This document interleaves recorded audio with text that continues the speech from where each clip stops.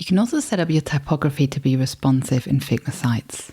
So here you can see I made just a little table. This is just for my own overview, how I want this to look.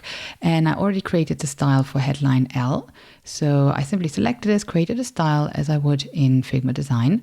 And let's have a look at this style. And we can see that in Figma sites, we include something called breakpoints. So we have desktop, we have tablet, and we have mobile, and then I can simply change the values for those. Now let's do that for headline M to understand it. So all I do is I jump here and I create a new style. And now inside of my style, you can see here the little plus button. So I create the desktop, and that is actually at 48. And then I'm going to create another one for tablet.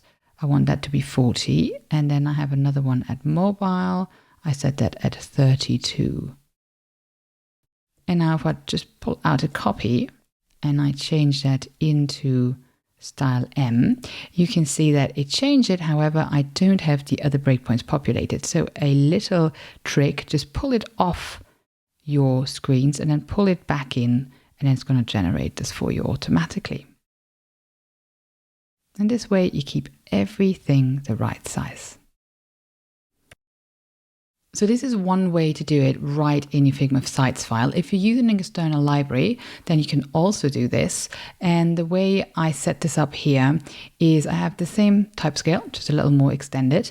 And then you also have styles. So if we click on a canvas background, we can see those styles. So just as we did now, but instead of using the breakpoints, because I currently don't have them in Figma Design, what I am doing, I'm using variables, which works really well. And then I set up a variable for each style. Then I have desktop, tablet, and mobile. And the great thing is I also added fonts here. So I can also change my font for the entire design at any moment. And then what we do is we add them to our components. You can see that this one here is set to typography desktop. And then we simply, when we create our other ones, we create typography, we switch the mode to tablet, and then we switch to mobile, and this will automatically pull in the right typography for the correct breakpoint. If you like this video, hit the subscribe button. There is more coming. Check out the link in the description below for the free moonblocks.io template, which I used in this video. And make sure to visit moonlearning.io, where you find all my courses on UI design and Figma, including a deep dive into Figma variables, as well as a deep dive into Figma sites.